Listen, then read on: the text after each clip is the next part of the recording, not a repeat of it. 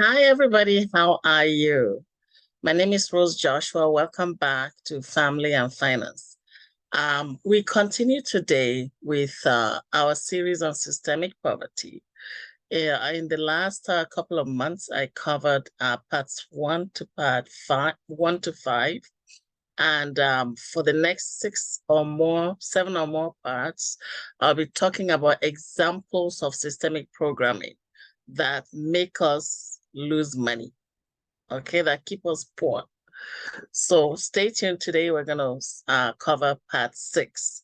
And so I'm going to share my screen and let's get into it. Okay, so today we're going to look at part six, which says stop, think, do the math. It is an call to action from the systemic traps we're going to look at today. Okay, so we will talk about two systemic traps, and we're going to start by saying that people become poor or lose money.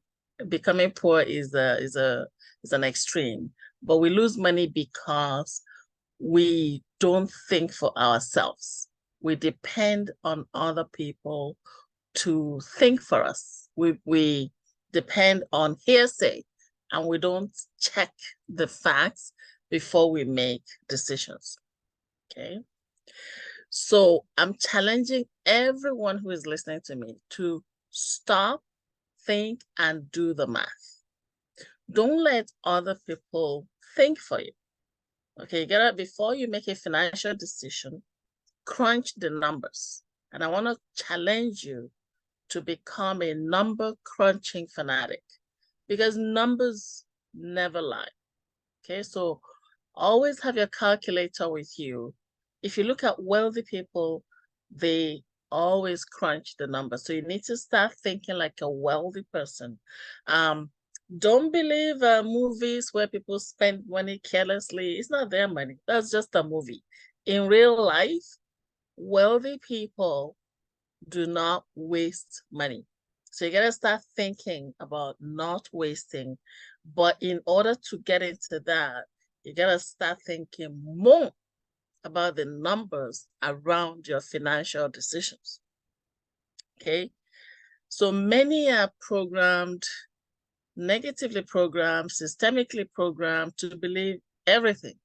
So your friend tells you, that is the profession to follow, you follow. Okay. Your other friend tells you, oh, that store is the best store in the city, you go there. And Mr. Jones across the street says, oh, this particular car is a car to drive, you follow. So many people just follow and believe everything without checking the numbers for themselves. So I want to challenge you to check the numbers for you. Do the math for yourself. So here is systemic trap number one. Sales. We're almost at Christmas. We just went through Halloween, so I'm in the month of November. And one of the biggest things that people fall for is this thing called sales. And people rush into sales without stopping to look at the numbers. And now you gotta know that when you go into a store and they tell you, oh, everything must go 70% off, you've got to ask yourself, 70% off what? Okay, 70% discount from what original number? Okay, so sometimes you must understand that a sale is not really a sale, or rather, a sale may not necessarily be less money. So we're psychologically programmed that because it's called a sale, then it's less money. That's not always true. Sometimes it is, I know, but it's not always true. So you gotta check the math before you rush into a sale. Now, this happened to me. It didn't happen to a friend of mine or a friend of a friend. It happened to me. This story I'm going to tell you right now. Some Christmases ago, this is probably about 10 years or so ago, I had planned to buy a certain electronic. So I had gone to the store before Christmas to check the price, just so during Boxing Week, I would, go get it at a discount. And so they said, oh yeah, it's gonna be 60% off, Boxing Week sales, half off and all of that. So I was looking forward to the Boxing Week sale. Anyway, so on Boxing Day, I went to the same store and I checked the price, and it was 50% off a higher original number. I had noted the price 3 days before, and they had jacked up the price and then done a 50% off. So I was so upset. I challenged the store manager, and they quickly got me out of there because they knew I knew. And they didn't want others to find out. But anyway, so many times you got to understand that when stores do sales, they first of all jack up the numbers and then they tell you it's 50% off. So you got to do the math. Don't get sucked in by sales, because many times we lose money that way. Crunch the numbers. The second systemic trap is advertisements. So we see something on TV. Oh, you want to buy it. They advertise a certain cutlery. You have cutlery in the house, but oh no, that one looks so good, I'm buying it. They advertise a certain like makeup, or you have a house full of makeup, but you're buying that one because the lady in the ad looked good. And so, you want to look like that. So you go buy it. Even though you have thousands of, exaggerating, of course, even though you have a lot of that same stuff in the house, you still buy it because the advertisement just went through.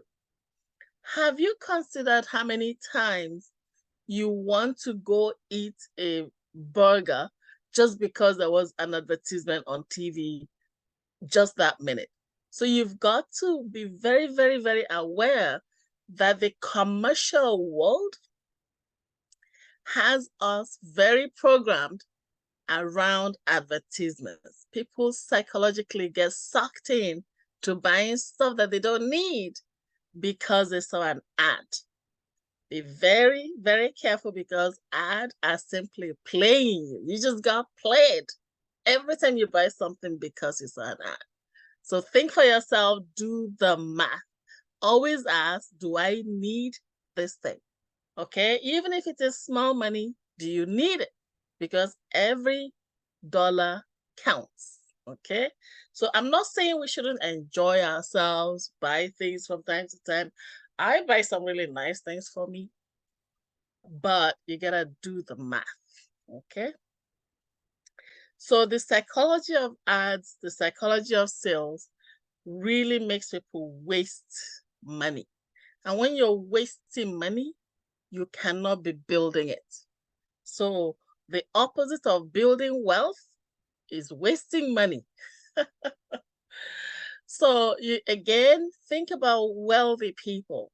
Wealthy people, before they spend money, sometimes people say, oh, that guy is a multimillionaire, but he's stingy. He's not stingy, right? He's just smart around money. So wealthy people don't waste money. Wealthy people don't make emotional decisions around money. They check the numbers first. Okay. So think around that. So I'm going to summarize by saying that the two foundations of wealth building are: number one, think, stop, think, do the math. So stop and think, number one. Number two, check the numbers. If the numbers don't work with your budget, don't go spend the money. Okay, a lot of us just go out of budget because we spend erratically, and some of the erratic behavior is around sales, systemic programming from the commercial giants, TV ads, radio ads, and we basically need to stop that. Okay, So that is the end of part 6. I will continue part 7, another surprise for you. Thank you so very much. If this has been helpful, please share and subscribe and connect with me if you need further guidance around your money. Thank you so very much, and have yourself a good rest of the day. Thank you. God bless.